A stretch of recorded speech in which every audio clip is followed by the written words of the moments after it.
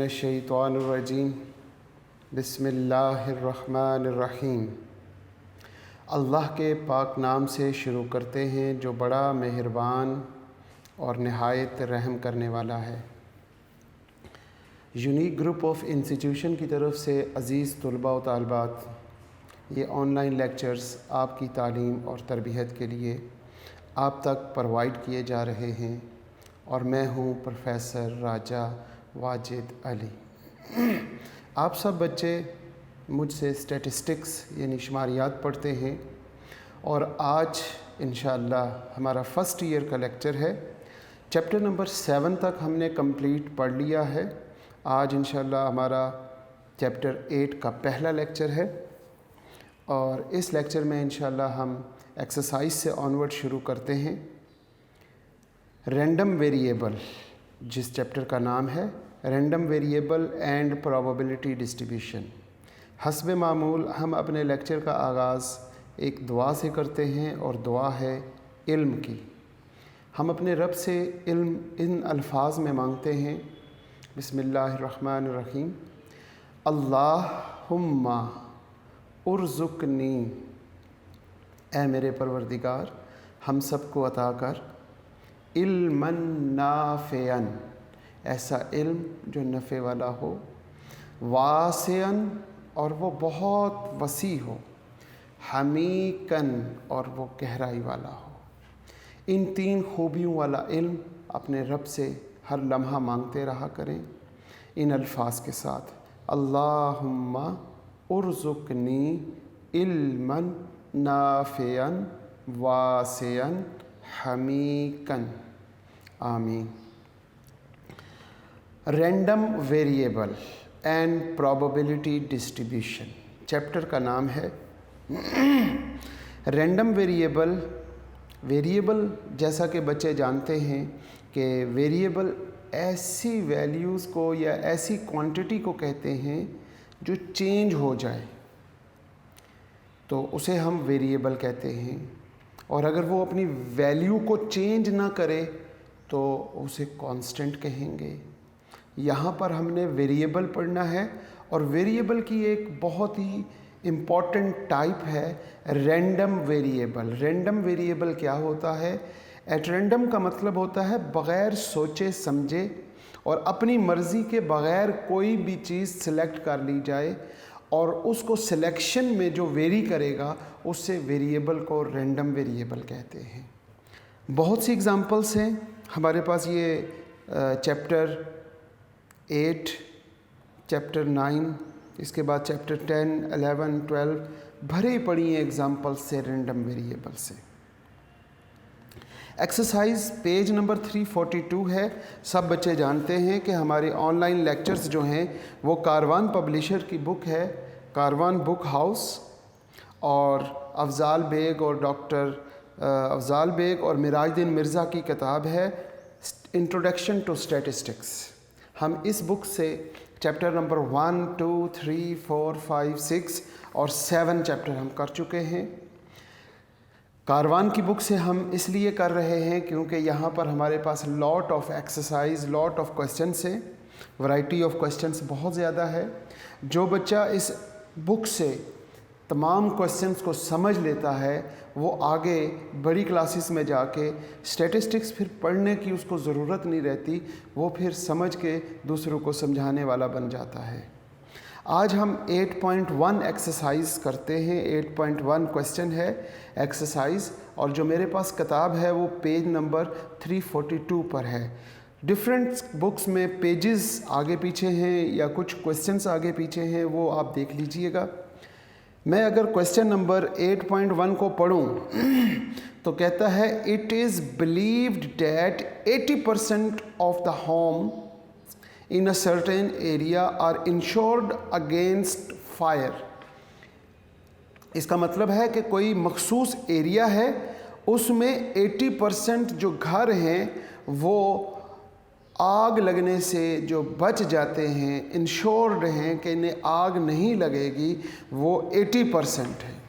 तो सबसे पहले तो हम एक काम ये करते हैं कि इस क्वेश्चन से जो डेटा गिवन है वो हम लिख लेते हैं। हमारा क्वेश्चन है जी ये 8.1 और चैप्टर का नाम सब बच्चों को मालूम है, चैप्टर का नाम है रैंडम वेरिएबल और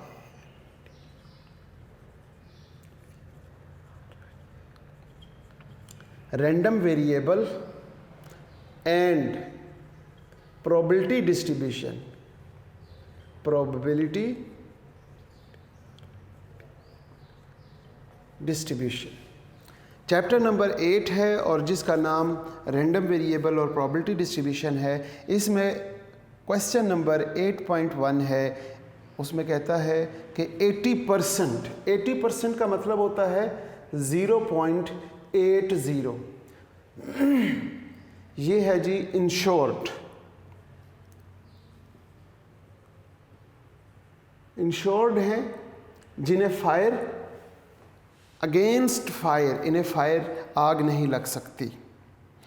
in conducting a survey of the area, इस एरिया का सर्वे कंडक्ट किया गया है। एन इंश्योरेंस कंपनी, एक इंश्योरेंस कंपनी है, सेलेक्ट 3 होम एट रैंडम। इन्होंने क्या किया, इन्होंने सिलेक्ट किए हैं 3 home, selects 3 home at random, साथ लिखा हुआ है एट रैंडम। इसका मतलब है कि उस एरिया में बहुत से घर थे, उनमें से 80% घर ऐसे हैं जिन्हें आग नहीं लग सकती और 20% ऐसे हैं जिन्हें आग लग सकती है या जो इंश्योर्ड नहीं है। अब उनमें से एट रैंडम कोई से भी 3 घर सिलेक्ट कर लिए कंपनी ने। लेट अ रैंडम वेरिएबल, अब आप बताएं जी रैंडम वेरिएबल क्या होगा। अब सिलेक्शन जब आपने की, let the random variable x represent the number of homes insured against fire. Insured against fire, fire के इंश्योर्ड जो हैं हमारे लिए वो P प्रोबेबिलिटी ऑफ सक्सेस बन जाएगी हमारे पास 0.80 और ये है जी अगेंस्ट इंश्योर्ड फायर।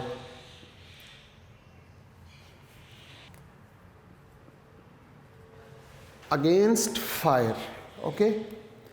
और जो अगेंस्ट फायर नहीं है वो फेलियर की प्रोबेबिलिटी में शुमार होगी और उसे हम Q कहेंगे। Probability of success is denoted by P and probability of failure is denoted by Q। 0.20 मेरा ख्याल है कैसे मालूम करते हैं, सब बच्चों को मालूम होना चाहिए। 1 माइनस P, Q मालूम करने के लिए 1 माइनस 0.80 और Q इज इक्वल टू 0.20 आ जाएगा आपके पास। ये हमारे पास Q प्रोबेबिलिटी ऑफ फेलियर और प्रोबेबिलिटी ऑफ सक्सेस आ गई।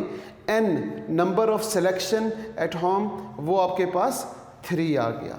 X denote the number of against fire. जब हमने 3 घर सिलेक्ट किए तो उसमें कम से कम कितने घर सेलेक्ट हो सकते हैं जो इंश्योर्ड हों फायर से, तो वो हमारे पास कम से कम जो है वो 0 हो सकता है, फिर 1, फिर 2 और फिर 3, तीनों के तीनों भी हो सकते हैं। तो हमारे पास जो वेरिएबल बना रैंडम वेरिएबल वो 0, 1, 2 और 3 तक जाएगा। जब हमारे पास n p ये 2 चीज़ें मिल जाएं तो इसके लिए हमारे पास एक फार्मूला होता है प्रोबेबिलिटी फंक्शन का, और प्रोबेबिलिटी फंक्शन का फार्मूला क्या होगा, probability of x is equal to small x। जब हमारे पास क्या गिवन हो, एक n गिवन हो और दूसरा p गिवन हो, जब ये 2 चीज़ें मालूम हो तो हम लिखते हैं NCx p की पावर x और q की पावर n माइनस x। ये बायनोमियल फार्मूला है, बायनोमियल डिस्ट्रीब्यूशन का। तो इस फार्मूले से हम इस क्वेश्चन को सॉल्व कर लेंगे। अब हम देखते हैं ये फार्मूला, n की वैल्यू क्या है मेरे पास, शाबाश बताएं। x इज इक्वल टू 3, जी क्या है वैल्यू 3c x लिख लेते हैं, फिर p की वैल्यू लिखेंगे, वो हमारे पास 0.80 0.80 और फिर इसी तरीके से इसकी पावर x लिख लेंगे और 0.20 फेलियर की प्रोबेबिलिटी है q और 3 माइनस x। यहाँ पे वैल्यूज़ पुट करेंगे। x की पहली वैल्यू 3C0, x की जगह पे 0.80 की पावर 0 और 0.20 की पावर 3 माइनस 0 मतलब 3 हो जाएगा। फिर इसी तरीके से हमने यहाँ पे लिखना है 3C1, फिर यहाँ लिखेंगे 3C2 और 3C3 वेरिएबल 2 3 पुट कर देंगे। यहाँ पे 0.80 की पावर x 1 है, 0.80 की पावर 2 है, 0.80 की पावर 3, यहाँ पे लिखेंगे 0.20 raise to power 3 minus 1, 0.20 raise to power 3 minus 2 और 0.20 रेज टू पावर 3 माइनस 3। और इसके बाद ये कैलकुलेटर से सॉल्व करेंगे आप। जब इसे आपने कैलकुलेटर से सॉल्व किया तो 3C0, जब आपने 0 पुट किया p की पावर यानी 0.80 की पावर आपने 3 और 0.80 की पावर 0 और 0.20 की पावर 3 ले ली, तो ये आपके पास आंसर आ जाएगा 0.008। जब आपने 1 पुट किया तो 1 से 0.096 आ गया। फिर आपने 2 पुट किया तो 2 पुट करने से आपके पास आंसर आ गया 0.384 और लास्ट में जब आपने वैल्यू 3 पुट की तो वो आपके पास 0.512 आ गया, 0.512। और इसका जब आपने सम करना है तो वो मस्ट बी इक्वल टू 1। अगर ये प्रोबेबिलिटी डिस्ट्रीब्यूशन है और प्रोबेबिलिटी डिस्ट्रीब्यूशन में प्रोबेबिलिटी ऑफ x की हर रैंडम वेरिएबल के हर वेरिएबल की प्रोबेबिलिटीज़ टोटल प्रोबेबिलिटी जब आप उसका करेंगे तो वो मस्ट बी इक्वल टू 1 आ जाएगा। ये था हमारा क्वेश्चन नंबर 1। अब हम बात करते हैं क्वेश्चन नंबर 2 जो इंतहाई अहम सवाल है। क्वेश्चन नंबर 2 की बात करते हैं। ये बहुत अहम सवाल है। अगर ये सवाल समझ आ जाए तो बहुत से सवाल एक्सरसाइज के हमें क्लियर हो जाएंगे। क्वेश्चन नंबर 2 की तरफ चलते हैं जी। उसमें लिखा हुआ है the probability distribution of a random variable of x। एक डिस्ट्रीब्यूशन जो प्रोबेबिलिटी डिस्ट्रीब्यूशन है वो खुद ही बना के दे दी। अभी तो हमने टेबल बनाया था, अब इस क्वेश्चन में उसने टेबल बना हुआ दे दिया। एक्सरसाइज है जी 8.2 क्वेश्चन नंबर और x उसने खुद दे दिया और साथ p ऑफ x भी दे दिया। Very good. यहाँ पर हमारे पास क्या है 1 2 3 4 और 5। इसी तरह इसकी प्रोबेबिलिटीज़ गिवन है जी 0.1 0.3 यहाँ y लिख दिया, यहाँ पे 0.2 और यहाँ पे 0.1। अब इसके मुख्तलिफ पार्ट्स हैं, तकरीबन इसके 3 पार्ट हैं। बहुत ही अहम सवाल है। पहला पार्ट है find the value of y की वैल्यूज़ मालूम करें। Number 1 first part find the value of y की वैल्यू कैसे मालूम करेंगे। अभी लास्ट क्वेश्चन जो हमने किया इससे पहले I mean to say question number 8.1 उसमें एक आखिरी बात मैंने बताई थी कि total probability it's must be equal to 1 होता है।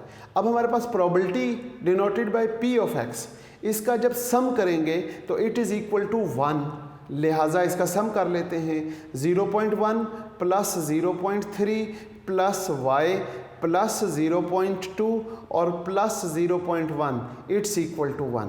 अब इनको प्लस करते हैं 3 4 5 6 और 7, यहाँ पे 0.7 और यहाँ पे plus y is equal to 1। y is equal to 1 minus 0.7 और y इज़ इक्वल टू क्या आ जाएगा 0.3। y की वैल्यू आपके पास 0.3 आ गई। इस तरह हमने y की वैल्यू मालूम कर दी। एक्सरसाइज जो है हमारे पास एक्सरसाइज चैप्टर नंबर 8 की है और क्वेश्चन नंबर 8.2 का first part, find the value of y। जब आपके पास y की वैल्यू आ जाए तो आप अपने फंक्शन में वैल्यूज़ पुट कर दें x और यहाँ पे लिखेंगे p ऑफ x। अब क्या होगा जी, x की वैल्यू है 1, फिर है 2, फिर है 3 और 4 और 5। x की वैल्यूज़ आ गई, p ऑफ x 0.1 गिवन था, 0.3 भी गिवन है, इसकी वैल्यू गिवन नहीं थी। अब हमने इसकी वैल्यू फाइंड की है। अब इसकी वैल्यू जो हमने ये फाइंड की है वो यहाँ लिख लेते हैं 0.3। इसके बाद हमारे पास है जी 0.2 और 0.1। जब इसका सम करते हैं तो चेक कर लें कि इट्स इक्वल टू 1 है। अगर इसका सम 1 के इक्वल है तो ये जो टेबल है, इस टेबल को कहेंगे कि ये जो टेबल आपके पास बना हुआ है, इस टेबल को क्या कहेंगे? इस टेबल को कहेंगे probability density function of x।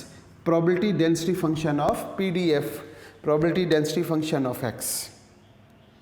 Density कह लें या डिस्ट्रीब्यूशन, प्रोबेबिलिटी डिस्ट्रीब्यूशन फंक्शन भी लिखा जा सकता है। अमूमन ज़्यादातर उसने प्रोबेबिलिटी डिस्ट्रीब्यूशन ही कहा हुआ है। अब इसका सेकंड पार्ट करने से पहले मैं थर्ड पार्ट की जानिब चलता हूँ। उसमें उसने लिखा हुआ है the mean, variance and standard deviation of x number 3। मैं सेकंड पार्ट बाद में करूँगा, थर्ड पार्ट पहले कर रहा हूँ। उसने लिखा the mean, find the mean, फिर उसने कहा variance and standard deviation of x। क्योंकि उसने x कहा इसलिए मैंने कहा कि चलो साथ ही कर लेते हैं, बाद में हम सेकंड पार्ट सीखेंगे। जब उसने x का मीन पूछा है तो x का मीन क्या से मालूम करेंगे? Expected value of x, it is called mean of x। Mean of x। जब उसने पूछा वेरिएंस, वेरिएंस भी x का पूछा, तो यहां पे वेरिएंस ऑफ x लिख लेते हैं और इसका फार्मूला क्या होगा? Expected value of x square minus expected value of x का होल स्क्वायर। और नंबर 3 पे उसने क्या पूछा? नंबर 3 पे उसने पूछ लिया आपसे standard deviation of x। Standard deviation of x, it is square root of variance, square root of variance of x। लिहाजा यहाँ पे फार्मूला क्या बनेगा? फार्मूला बनेगा expected value of x square minus expected value of x का whole square. ये 3 चीज़ें उसने पूछी वेरिएबल x के साथ, और x वेरिएबल का जो डिस्ट्रीब्यूशन है वो यहाँ मौजूद है। डिस्ट्रीब्यूशन ऑफ x ये गिवन है। अब हम क्या करेंगे? इस टेबल से ये तीनों चीज़ें फाइंड कर लेंगे। फाइंड करने के लिए नंबर 1 क्या करना पड़ेगा? x into P of x करना पड़ेगा एक, और दूसरे नंबर पे आपको x square into P of x करना पड़ेगा। अब आप पूछेंगे ये सारा काम क्यों करेंगे? इसके लिए हमें फार्मूलों की ज़रूरत पड़ेगी। लिहाजा ये जो एक्सपेक्टेड वैल्यू ऑफ x है, मीन किसके इक्वल है? Summation x into P of x। जिस चीज़ की एक्सपेक्टेशन लेनी होती है उसका सम करते हैं और प्रोबेबिलिटी उसी की उसके साथ मल्टीप्लाई करके उसे सम कर लेते हैं। यहाँ पर वेरिएंस ऑफ x का फार्मूला क्या बनेगा? वेरिएंस ऑफ x, अभी हमें एक्सपेक्टेशन ऑफ x स्क्वायर चाहिए तो हम समीशन ऑफ x स्क्वायर लिखेंगे, साथ उसकी प्रोबेबिलिटी लिख लेंगे वेरिएबल की, माइनस यहाँ पे एक्सपेक्टेशन ऑफ x चाहिए तो हम लिखेंगे summation x into P of x का होल स्क्वायर। और यहाँ पर भी कुछ इसी तरह ही हो जाएगा, लेकिन ये सारी चीज़ स्क्वायर रूट में आ जाएगी। Summation x square P of x minus summation x और पी ऑफ x का होल स्क्वायर। ये 2 कॉलम्स की हमें ज़रूरत पड़ेगी। कैसे बनाएंगे? इसको इससे मल्टीप्लाई किया तो क्या जवाब आया? इसको इसके साथ 0.1। अब जो 0.1 आया इसको फिर 1 से मल्टीप्लाई कर देंगे तो ये 0.1 आ जाएगा। इसको इसके साथ मल्टीप्लाई किया 0.6 और ये 1.2 आ जाएगा। जब 0.6 को दोबारा x के साथ मल्टीप्लाई करेंगे तो 1.2 आ गया। बिल्कुल इसी तरीके से 3 को इस 0.3 के साथ मल्टीप्लाई किया तो 0.9 आ गया। 9 को फिर इस 3 से मल्टीप्लाई किया तो 2.7 आ जाएगा। हमारे पास 2.7 आ गया। अब हम देखते हैं 4 को 0.2 से मल्टीप्लाई करते हैं तो 0.8 आ गया, 8 तो ये 3.2 आ जाएगा आपके पास, 3.2। बिल्कुल इसी तरीके से 0.1 को 5 से मल्टीप्लाई किया तो 0.5 आ गया। अब 0.5 को फिर x के साथ मल्टीप्लाई करेंगे तो ये 2.5 आ गया। इन दोनों कॉलम्स के टोटल कर लें। पहली बात तो ये है कि p ऑफ x का total must be equal to 1 होगा तो डिस्ट्रीब्यूशन बनेगी और फिर आगे मीन और वेरिएंस सॉल्व होगा, अदरवाइज नहीं। तो p ऑफ x का टोटल तो 1 आ गया। अब इसका सम कर लेते हैं हम। कैसे करेंगे इसका सम? 2.9 और 9.7, इसका सम आ गया 2.9 और 9.7, x square into P of x 9.7 आ गया। फार्मूले में सिंपल वैल्यूज़ पुट करेंगे, मीन आ जाएगा। यहाँ पे लिखेंगे क्या? मीन इज इक्वल टू 2.9, हमारे पास मीन की वैल्यू आ गई 2.9। वेरिएंस के लिए क्या करेंगे? उसके लिए भी हम फार्मूले में वैल्यूज़ पुट कर देते हैं। इसका सम है जी 9.6 minus 2.9 raise to power 2, raise to power square कर लेते हैं। अब 9.7 माइनस 8.41, यहाँ पे 7 था, 6 लिख दिया, और माइनस 2.9 का जब आप स्क्वायर लेते हैं तो 8.41 आ जाएगा। 8.41, 9.7 में से 8.41 माइनस कीजिएगा तो 1.29, ये हमारे पास वेरिएंस ऑफ x आ गया।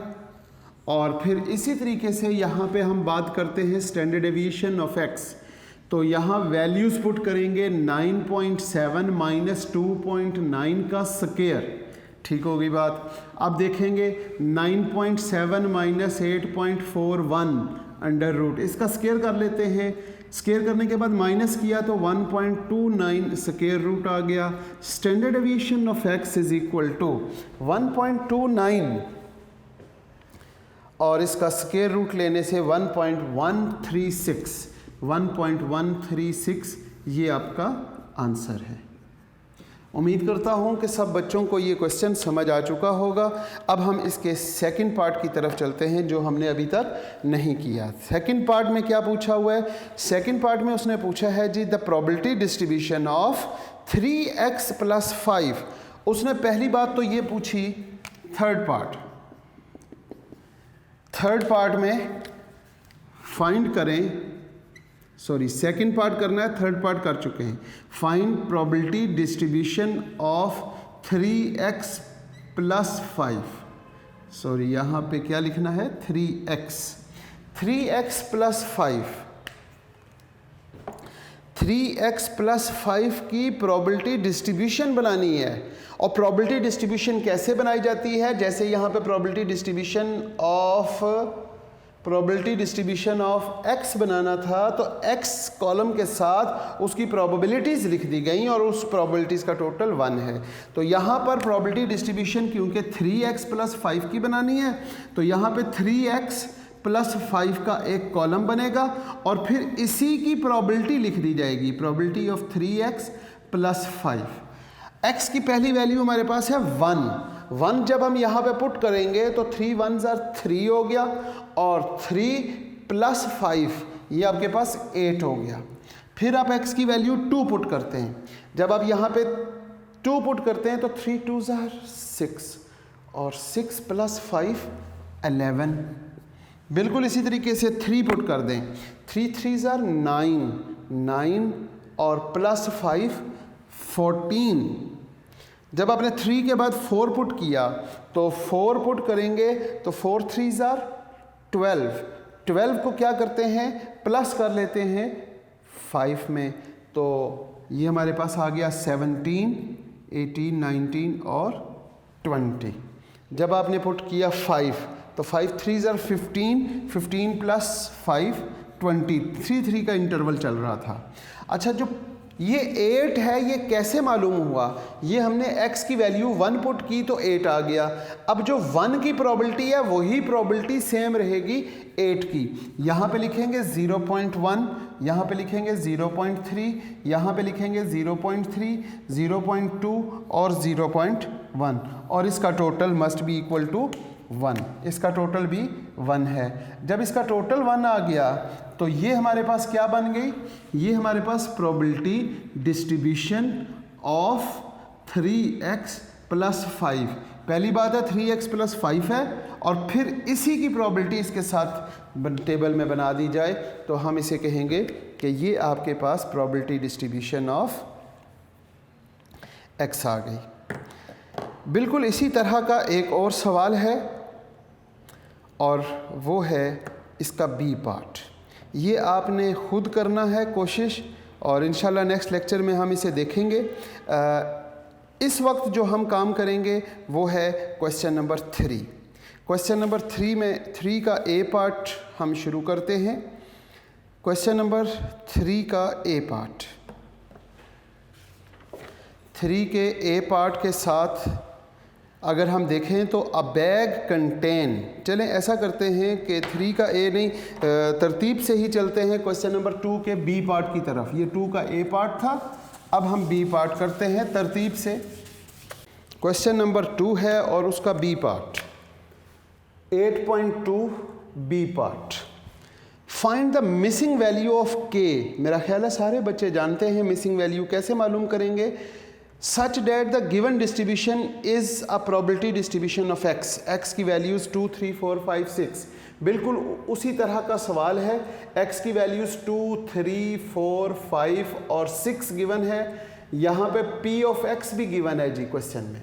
p ऑफ x क्या गिवन है? 0.01, 0.01, 0.25 और यहाँ पे k लिख दिया गया है, सॉरी 0.4 है ये, 0.4 और k यहाँ लिख दिया गया।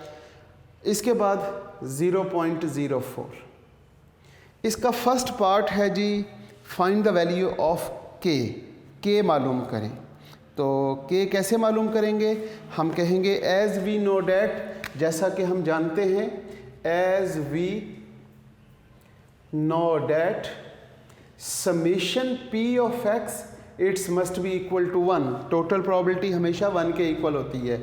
यहाँ पे लिखते हैं 0.01 प्लस 0.25 प्लस 0.4 प्लस k और plus 0.04। It's must be equal to 1।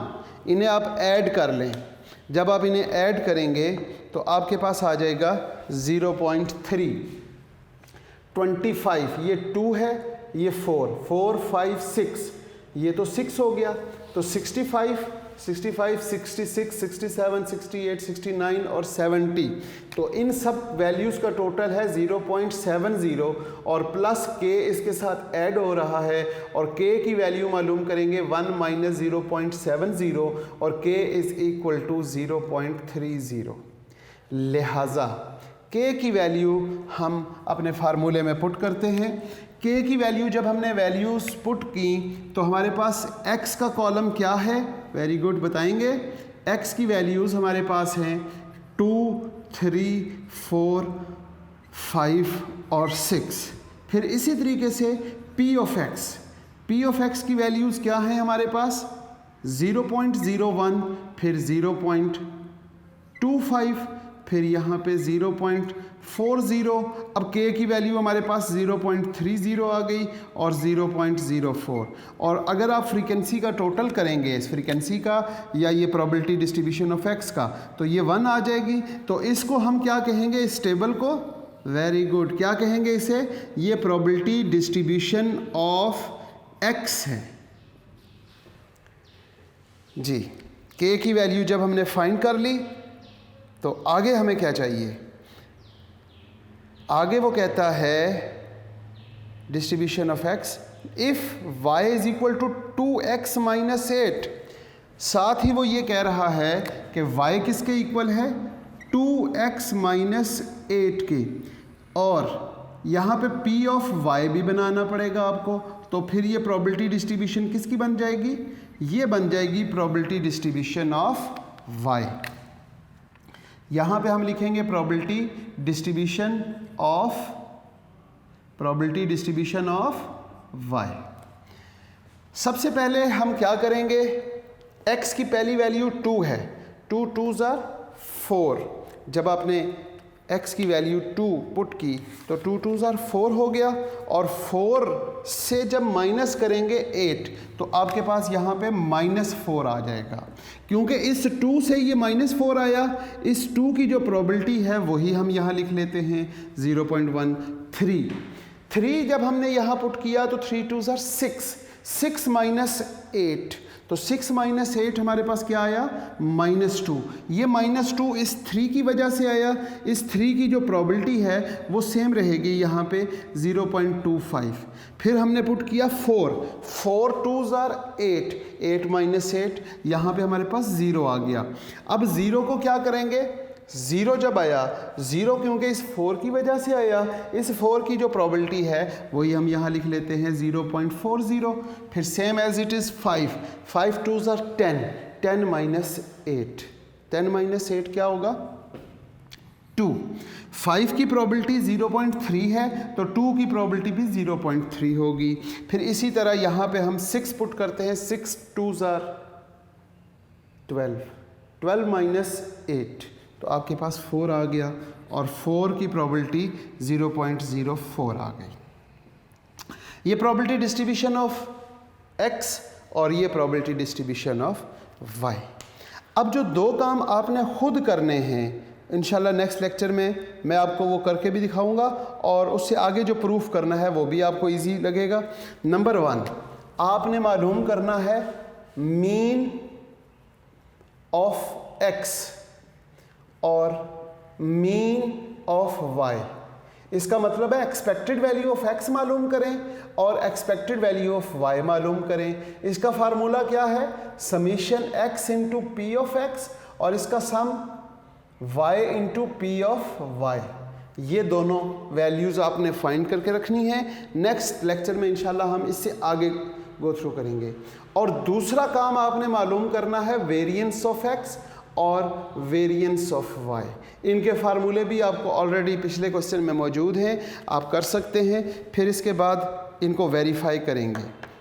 आज के लेक्चर का इख्तिताम हम यहीं पे करते हैं इस दुआ के साथ। अज़ीज़ तुलबा व तालबात, आप जहाँ रहें खुश रहें, सलामत रहें, ईमान वाली और सेहत वाली ज़िंदगी अल्लाह पाक आपको अता करे। आमीन। अल्लाह हाफ़िज़।